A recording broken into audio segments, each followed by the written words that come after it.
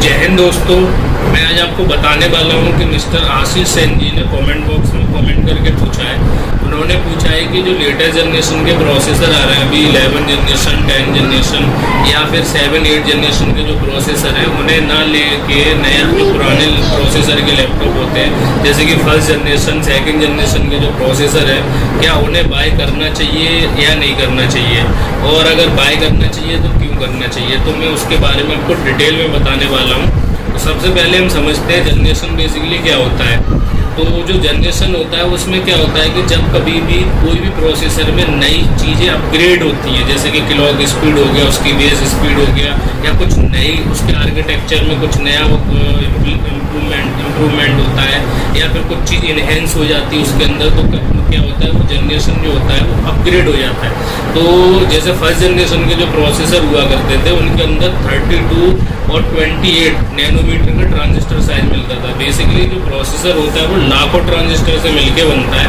तो जो transistor size होता है वो जब कम कर लेते हैं या फिर कुछ भी नया अपग्रेडेशन आता है तो उसे हम नई जनरेशन का नाम दे देते हैं। जैसे कि फर्स्ट जनरेशन के अंदर क्लॉक स्पीड भी आपको कम मिलती थी, उसमें बैटरी बैकअप भी कम मिलता था, और आपको उसमें कैशे मेमोरी भी कम मिलती थी, उसकी परफॉर्मेंस भी कम था, स्पीड भी कम थी, और हीटिंग थोड़ा सा हीट भी रहता था जिससे कि आपको बैटरी बैकअप भी कम मिलता था।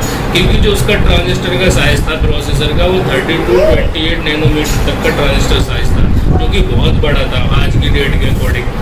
और अगर आप लेटेस्ट प्रोसेसर की अगर आप बात करते हैं तो उनके अंदर जैसे 11 जनरेशन, 10 जनरेशन के जो प्रोसेसर है उनके अंदर अगर आप देखोगे तो उसमें आपको 10 नैनोमीटर का ट्रांजिस्टर साइज मिलता है। यहाँ तक कि जो वर्ल्ड वाइड 2 कंपनियां हैं जो प्रोसेसर बनाती हैं लैपटॉप के और डेस्कटॉप के, जिसमें नंबर 1 इंटेल है, सेकंड पर आता है AMD।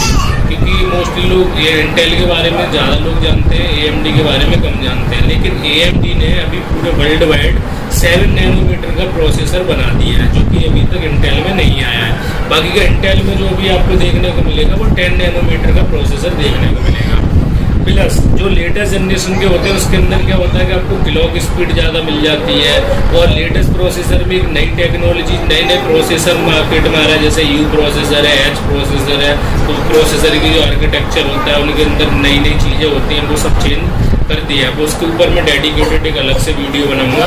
तो जनरेशन क्या होता है बेसिकली उसमें बहुत सारी चीज़ें चेंज हो जाती है, जैसे उसकी बस स्पीड जो होती है वो बढ़ जाती है, उसकी क्लॉक स्पीड बढ़ जाती है, कैशे मेमोरी बढ़ जाती है, तब जाके एक नया जनरेशन अपग्रेड होता है। और उसी के अकॉर्डिंग जो लेटेस्ट जनरेशन होता है उसी के अकॉर्डिंग आप देखेंगे जितने भी नए नए एप्लीकेशन होते हैं, नई नई चीज़ें होती हैं, उसी के अकॉर्डिंग चीज़ें वो उसमें इम्प्रूवमेंट हो जाता है। तो फर्स्ट जनरेशन और सेकंड जनरेशन या लेटेस्ट जनरेशन के प्रोसेसर में फ़र्क ये होता है, वो आपको डिपेंड करता है आपको यूज क्या करना है। ये तो प्रोसेसर की जनरेशन के बारे में बात हो गई। लेकिन अब बात करते हैं कि जो फर्स्ट और सेकंड जनरेशन के प्रोसेसर क्यों लेने चाहिए या नहीं लेने चाहिए।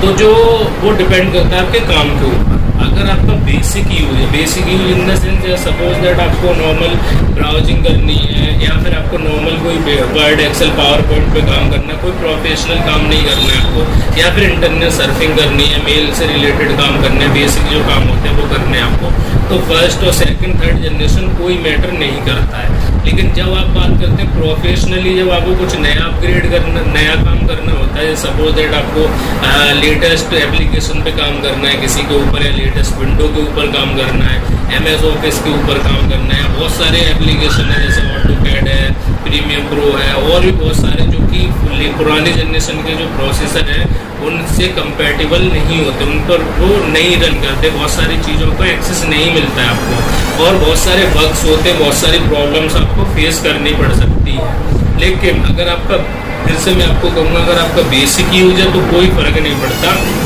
कि आपका फर्स्ट जनरेशन का प्रोसेसर है या 11 या 10 जनरेशन का प्रोसेसर, क्योंकि आपका वहाँ पर जैसे फर्स्ट सेकंड जनरेशन का प्रोसेसर है तो वहाँ पर आपको विंडो 7, विंडो 8 इन सब पर काम चला सकते हैं, कोई इशू नहीं है। लेकिन जब आपको बहुत ज़्यादा आपको फीचर चाहिए होते हैं, प्रोफेशनली काम करना होता है, तो आपको वहाँ पर लेटेस्ट प्रोसेसर ही लगेगा। तो ये आशीष सेन जी के लिए अगर आप बेसिक काम है आपका तो फर्स्ट और सेकंड जनरेशन का प्रोसेसर आप ले सकते हैं, उसमें कोई भी डाउट नहीं है। उसमें आप ज़्यादा सेविंग भी कर सकते हैं अपने, क्योंकि सेकंड हैंड मार्केट में आपको बहुत सस्ता मिल जाएगा, लेटेस्ट प्रोसेसर आपको थोड़ा महंगा मिलेगा। और मैंने कोशिश करी है आपको ज़्यादा से ज़्यादा इन्फॉर्मेशन देने की। अगर आपका कोई भी और डाउट है या कोई क्वेश्चन है, कुछ भी जानना चाहते हैं तो कमेंट बॉक्स में कमेंट कीजिए। मैं आपको उसके ऊपर एक डेडिकेटेड वीडियो बना के आपको रेगुलरली वीडियो आपको देता रहूँ। Thank you so much.